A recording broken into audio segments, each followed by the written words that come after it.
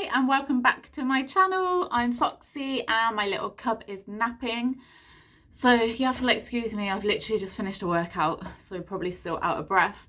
But one of the questions I keep getting asked over and over is how did we introduce, it's quite a specific question, but how did we introduce peanuts as an allergen when we was weaning? So just a quick backstory, if you know me and follow me on Instagram, my little fox cub has quite a few allergies that we are hoping that he outgrows some of them. Peanut, actually, we have found out is one of his allergies. So people keep asking me, how did we actually try him with the peanuts? So I thought instead of me keep typing it out over and over again, I'd just film this really quick video and then you can just watch this. So I'll try and keep it as quick as possible. Just to say, I'm not medically trained. I don't have like any qualifications to do with allergies or anything like that. So this is purely what we have done on the advice of medically trained people. So this is how the consultant told us to do it. And I know a lot of my other mummy friends have done it this way. And to be honest, I can't see anything wrong. I can't see any bad consequences with doing it this way, even if your baby doesn't have allergies. So I just thought I'd let you know how we did it. So the research shows now that it's good to try and get allergens into a baby's diet relatively quickly. Like I know in the past people tended to wait a lot longer, but the research shows now that the sooner a baby tries an allergen, the less likely they will be to be allergic to it. Also, if your baby sadly does have allergies, like cow's milk allergy is probably the most common one with babies, you are more likely to have another allergy, and so it's good to try it as soon as possible, really. Obviously, you're going to still start off with your veggies, your fruit pouches, your purees, things like that. But when the time comes, this is how we introduced peanut into his diet for the first time and the only time. So right, I'm just going to get into it. So what we did, you could skip this step, I suppose, if your baby doesn't have allergies. But what we did was with peanut, we opted to try him with peanut butter. So make sure you get the one that's sugar-free and salt-free. They're really easy to get. Like we tried Tesco's, it's 100% peanuts, so it's got no sugar or salt or anything added to it. So what we did was we got like the tiniest amount possible and just put a little bit on his skin. So you could try wrist or maybe a bit further up the arm. It's kind of useful if it's not going to be somewhere where they're going to rub it over their face.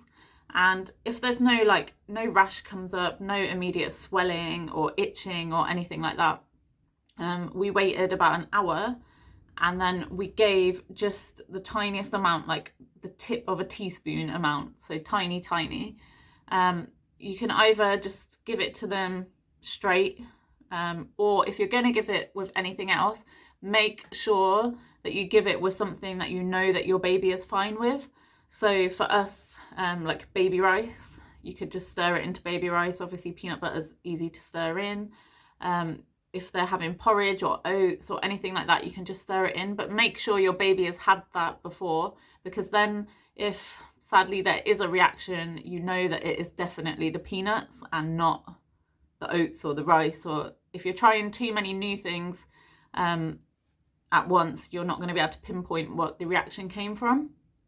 What I would also say is try this as early on in the day as you can, because you have two types of allergic reaction. So you can have an immediate reaction, which tends to be the more severe reactions, or you can have a delayed reaction, which can take 3-4 hours to appear. And so the last thing you want to be doing is trying it just before bedtime, and then you can't monitor the reaction throughout the day.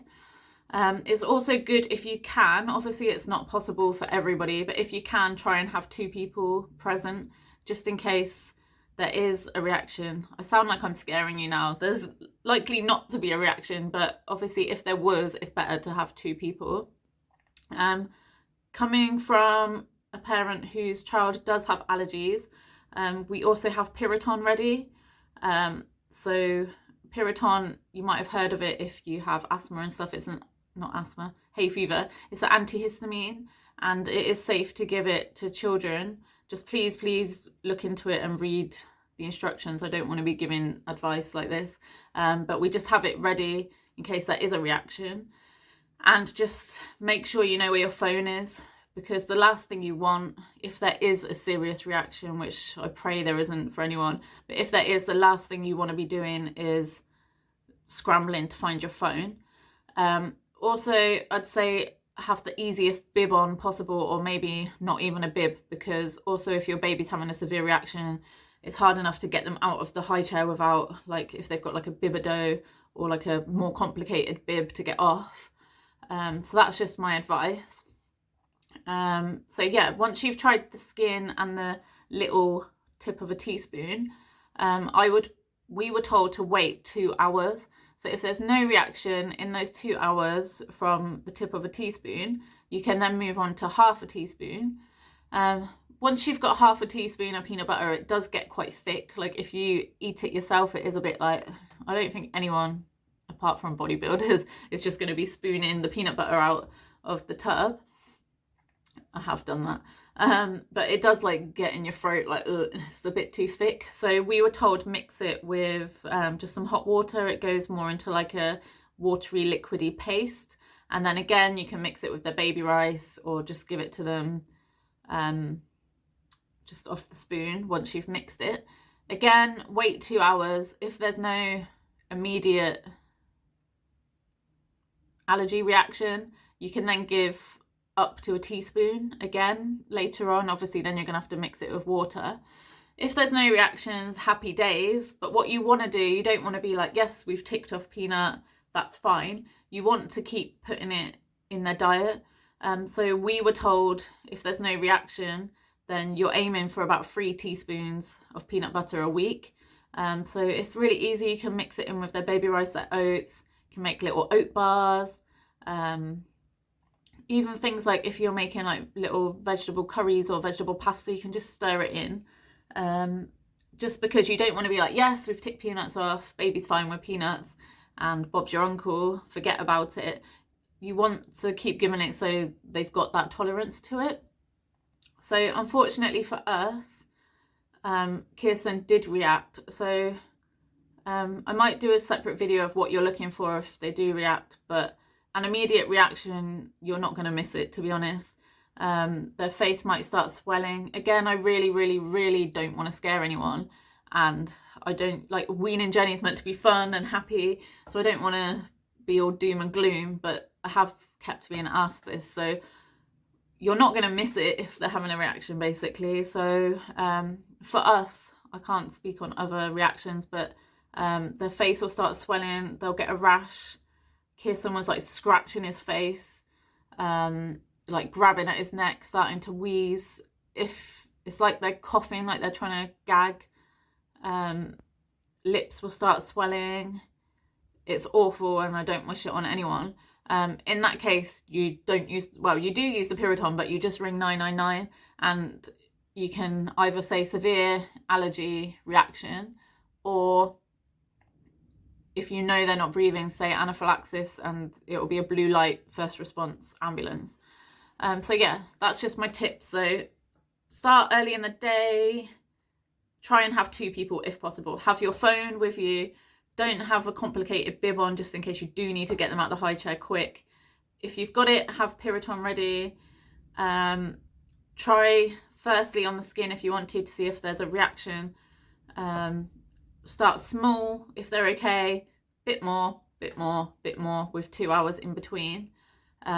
If they're having a reaction, just call 999 and state anaphylaxis, and they'll be with you as quick as they can. So yeah, fingers crossed for all you guys. This would also work with other nuts. So obviously a peanut, people might not know this, a peanut is a legume. So the same family as peas, soya, baked beans, kidney beans. I think the peanuts grown in the ground and not on the tree. Then other allergens you need to try are like almonds, cashews, hazelnuts, Brazil nuts, etc. They are classified as a tree nut, so I assume they're grown on a tree. So almond, we tried almond butter, but we did exactly the same technique. But with other nuts, you can use ground nuts, so like like ground almonds. Obviously, what you can't do, you can't give them a peanut because it's a choking hazard. You can't give whole nuts until they're 5, so like ground almonds is fine. But I mean, we had almond butter in the house anyway, so it was just easier for us. Cashews, you could try cashew butters, or you could just blend some cashews up, soak them a little bit, and then blend them. They blend really easily.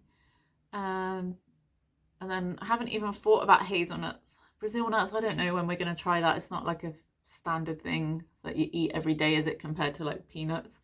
But hazelnuts, you can get hazelnut butter as well, or again, just ground some up and stir it into their porridge.